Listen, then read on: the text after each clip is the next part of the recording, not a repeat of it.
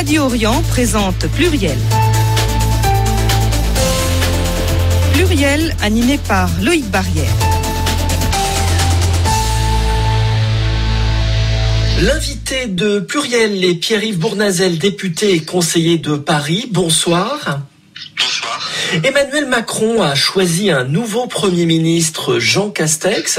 Avant de parler de lui, un mot peut-être de son prédécesseur, Édouard Philippe, nouveau maire du Havre. Vous êtes proche de l'ancien Premier ministre. Que retenez-vous de son action à la tête du gouvernement ? Je connais Édouard Philippe depuis plusieurs années, d'abord parce que nous étions ensemble avec Alain Juppé, notamment pour moi lors de la primaire de la droite et du centre en 2016, et je connaissais les qualités d'Édouard Philippe, et d'ailleurs les Français les ont découvertes durant ces 3 années. Je pense qu'Édouard Philippe a été un très grand Premier ministre. C'est un homme d'État, un homme profondément solide, qui a su à la fois rassembler les Français et faire avancer notre pays dans des circonstances extrêmement difficiles, et pour moi il reste une référence et une boussole. Il a été à la hauteur de la crise sanitaire ? C'est une crise exceptionnelle et inédite que nous avons traversée sur le plan sanitaire, qui a des conséquences économiques et sociales extrêmement importantes. Et Édouard Philippe, comme Premier ministre, a montré de très grandes qualités, c'est-à-dire celle d'un homme d'État capable de porter un cap, de donner une vision, de dire quand il savait et quand il ne savait pas, de prendre des décisions, là aussi inédites, dans un contexte extrêmement difficile où il y avait des contradictions entre les scientifiques sur les évolutions de ce virus, et il a su prendre ses responsabilités, et les Français lui en sont reconnaissants parce qu'ils ont senti un Premier ministre qui tenait bon la barre et qui avait le courage de dire la vérité. Et il continuera à jouer un rôle dans la suite du quinquennat ? Écoutez, moi je ne suis pas habilité à faire parler Édouard Philippe. Il a été réélu largement maire du Havre. C'est un mandat qui lui plaît, celui de maire, parce que le Havre c'est à la fois une grande ville qui permet de porter des grands projets, mais c'est aussi le mandat de la proximité. Et Édouard, pour moi en tout cas, reste une référence et une boussole, et c'est à lui de décider ce qu'il le fera dans les mois et les années qui viennent pour aider à la réussite de nos idées et à la réussite de la France au travers du mandat d'Emmanuel Macron. Pierre-Yves Bournazel, comment interprétez-vous le choix de Jean Castex pour diriger le gouvernement, un homme qui était jusqu'ici inconnu des Français, même si les responsables politiques le connaissaient bien ? Écoutez, je crois que dans un quinquennat, il y a plusieurs phases, et le président de la République a souhaité ouvrir une nouvelle phase dans une crise, encore une fois, économique, sociale, qui est là, qui est aussi devant nous, qui est très difficile. Et Jean Castex a des qualités d'ailleurs assez semblables à celles d'Édouard Philippe. C'est à la fois un homme qui connaît le fonctionnement de l'État par les responsabilités qu'il a eues, mais c'est un maire d'une commune des Pyrénées-Orientales, le maire de Prades. Et je pense que ce sont de bons ingrédients pour aussi en faire un bon Premier ministre dans une période encore une fois difficile. Je crois qu'il faut que ce quinquennat réussisse. Il faut qu'Emmanuel Macron et ce gouvernement réussissent dans l'intérêt de la France, parce que nous sommes dans un moment charnière extrêmement difficile, où on voit en plus monter d'un côté les nationalismes et les populismes qui essayent de casser, de saper les fondamentaux de la République, qui essayent au fond, de diviser la société française et d'attiser les haines. Et puis de notre côté, il y a une forme de séparatisme qui serait plutôt venue de l'extrême gauche, qui, elle, là aussi, affaiblit les fondamentaux de la République. Et je crois que la réponse majeure de cette fin de quinquennat, c'est de rassembler les Français, de les rassembler autour des valeurs de la République, de la liberté, de l'égalité, de la fraternité, de la laïcité, et de faire vivre les citoyens ensemble autour d'un bon projet, et de protéger les Français dans une crise qui est dure, de protéger les plus vulnérables, ceux qui sont le plus en danger, notamment sur l'emploi, sur le pouvoir d'achat, sur les questions de logement, et en même temps de défendre l'attractivité économique, le dynamisme de notre pays demain, et avec une vraie volonté de transformer notre modèle vers un modèle écologique qui soit responsable de l'avenir de notre planète. Pierre-Yves Bournazel, vous avez évoqué le nationalisme, le populisme. Le Rassemblement national n'a gagné qu'une seule grande ville, Perpignan.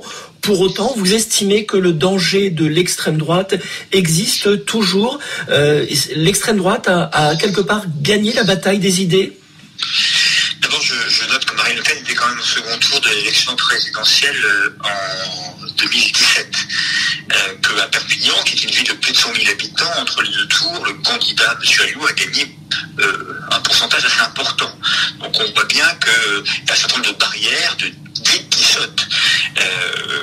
Bien sûr, quand on est dans une période de crise économique et sociale, de crise politique, dans une société qui est fracturée depuis de nombreuses années, fracture sociale, fracture économique, fracture territoriale, parfois fracture communautaire, le nationalisme et le populisme peut être une réponse simpliste pour un certain nombre de nos concitoyens, mais c'est une réponse qui est dangereuse, parce que ça a toujours été une impasse pour la France. Et puis de l'autre côté, il y a le danger du séparatisme, de celles et ceux qui, au fond, là aussi, veulent saper les fondamentaux de la République. La République, c'est les valeurs dont j'ai parlé tout à l'heure, liberté, égalité, fraternité, laïcité, mais il faut les faire vivre concrètement sur les territoires, ces valeurs. Parce que c'est l'égalité des chances, c'est l'éducation, c'est la culture, c'est le sport, c'est permettre à chacun de prendre l'ascenseur social, quelle que soit son origine, sa condition sociale. Et cet ascenseur, il est cassé depuis de nombreuses années. Et il faut donc réparer, ça met du temps, c'est difficile, mais il faut y investir. Et cette troisième partie du quinquennat doit aussi aller dans une crise aussi très dure et exceptionnelle, aller vers justement le rassemblement des Français autour d'un projet de société où les valeurs de la République doivent être affirmées avec force et en même temps que chacun sente que dans son territoire il vive la République et qu'on donne les chances à chacun de pouvoir réussir. Et donc là, il y a un vrai travail à faire. Des choses ont été faites, notamment par ce gouvernement d'Édouard Philippe, avec la volonté d'Emmanuel Macron de dédoubler les classes, notamment dans les zones d'éducation prioritaire renforcées, les zones d'éducation prioritaire. Il faut poursuivre, amplifier ce travail. Ça passera par l'école, ça passera par l'instruction, et ça passera aussi par cette volonté de construire aussi des politiques publiques qui correspondent aux véritables attentes de nos concitoyens. C'est vrai sur la question du logement, c'est vrai sur l'accès à la culture, c'est vrai sur l'éducation, c'est vrai sur l'emploi, la formation professionnelle, sur les questions d'apprentissage. Il faut décloisonner, faire sauter ces barrières qui empêchent les Français de vivre ensemble. Et au lieu d'attiser les haines, il faut les rassembler.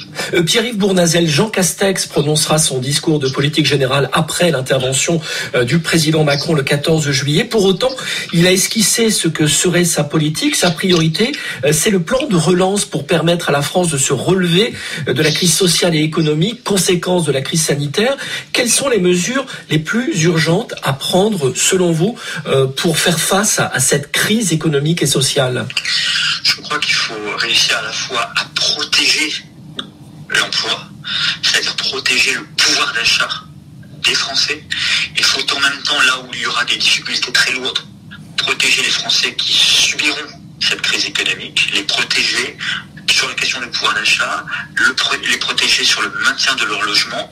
Donc il faut sécuriser les Français les plus vulnérables dans cette crise, les personnes isolées ou les personnes qui pourraient perdre de l'emploi ou du pouvoir d'achat. Ça me paraît une priorité et l'État là doit prendre ses responsabilités. C'est aussi ça la République dont je parlais tout à l'heure, protéger les plus vulnérables et les plus faibles. Vous êtes rassuré quand vous entendez Jean Castex se définir comme un gaulliste social? Ça correspond à vos valeurs?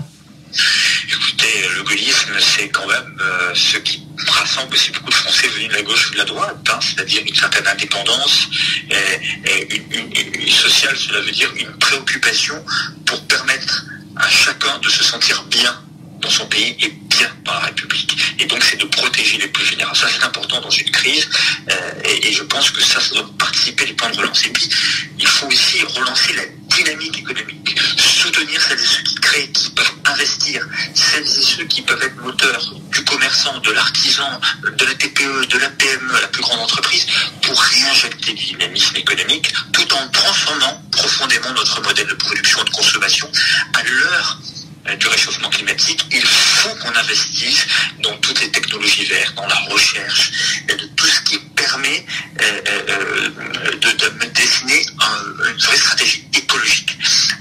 On peut le faire par la formation professionnelle, sur les métiers de demain, d'après-demain, dans le vert, dans la rénovation thermique, dans toute la question du développement des transports, des infrastructures, de l'investissement. ça me paraît vraiment fondamental dans les mois qui viennent. L'écologie ne signifie pas décroissance pour vous? C'est une autre façon de concevoir notre modèle de production et de consommation qu'il faut transformer, que ce soit sur l'agriculture, que la question de l'alimentation est prioritaire. Moi, je défends depuis très longtemps un changement pour permettre une alimentation de qualité, biologique, développer les produits locaux, les produits de saison, ça me paraît fondamental. Et là derrière, cette stratégie écologique, il y a une stratégie économique. C'est pareil sur l'industrie. Voilà, l'industrie propre, l'industrie verte, sur l'investissement, que ce soit sur les modes de déplacement, que ce soit sur la rénovation thermique dont je parlais tout à l'heure pour les logements.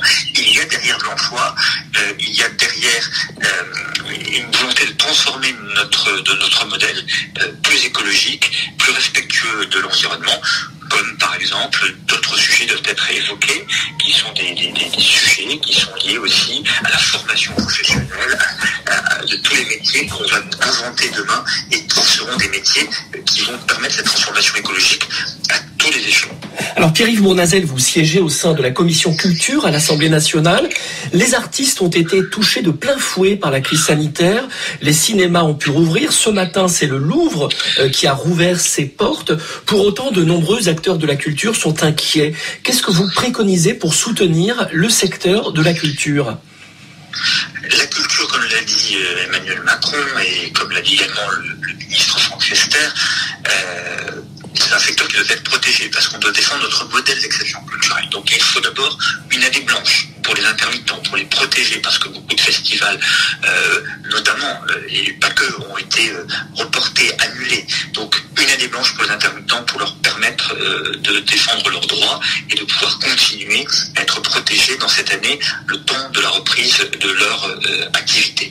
Ensuite, il faut protéger aussi les auteurs et les artistes qui sont au cœur de notre exception culturelle, que ce soit dans le cinéma, que ce soit dans le théâtre, toute forme de spectacle vivant, dans le livre, dans tous les domaines de la création. Il faut les soutenir et avoir des dispositifs précis dans la musique aussi qui correspondent à leurs besoins. Et ça, j'ai fait un certain nombre de propositions à l'Assemblée nationale en la matière. Et puis il faut protéger les entreprises culturelles, celles et ceux qui permettent ce développement de la création, là aussi du cinéma à tous les domaines du spectacle vivant, les cabarets, les théâtres, etc., la musique, le livre. Il faut partout soutenir sur la question des charges des entreprises culturelles, soutenir par des fonds de soutien pour leur permettre de continuer leur activité et protéger ainsi le domaine culturel. Car la culture est aussi une réponse majeure, voire prioritaire pour moi, face au mot MAUX, c'est-à-dire aux difficultés de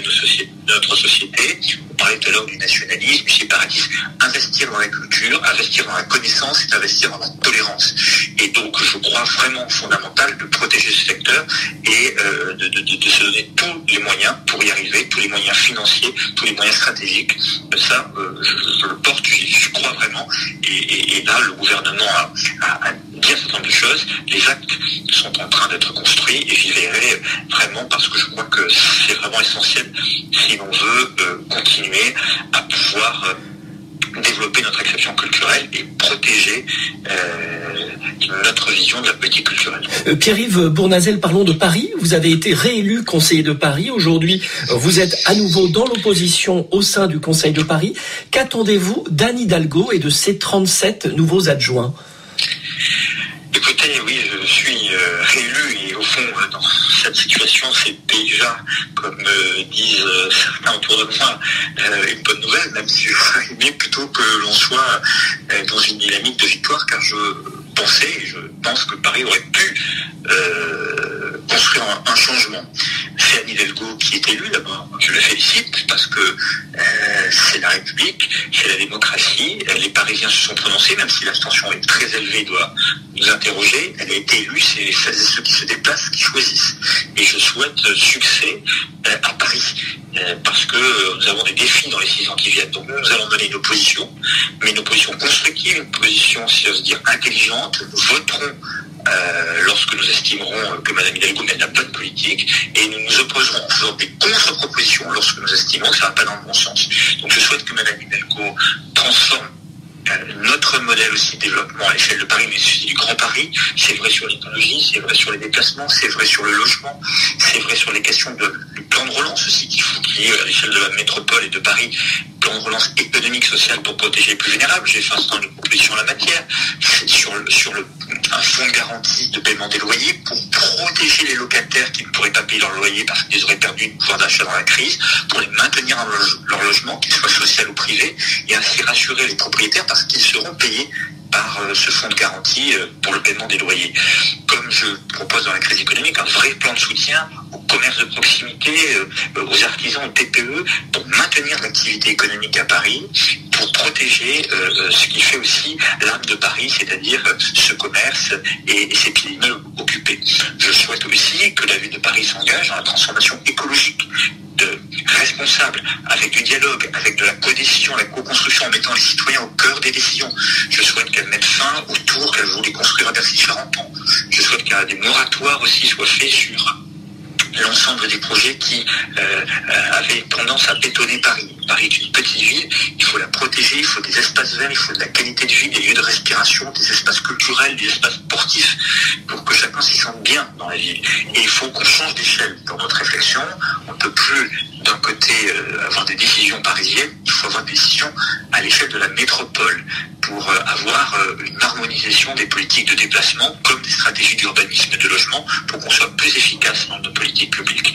Donc, je souhaite que Anne Hidalgo puisse réorienter évidemment un certain nombre de politiques qu'elle n'a pas menées entre 2014 et 2020, et je souhaite qu'elle puisse conforter ce qui allait déjà dans le bon sens. Donc, vous voyez, essayons d'être constructifs et remettre les citoyens au cœur de la décision, c'est-à-dire que pour moi la démocratie n'est pas un rendez-vous tous les 6 ans, et à l'échelle municipale je pense qu'il faut donner davantage la parole aux citoyens pour qu'ils participent, donnent leur avis, décident et aussi soient un peu maîtres de l'avenir de leur ville. Ça responsabilise les élus, mais ça responsabilise aussi les citoyens et leur donnera peut-être plus envie d'aller voter en 2026.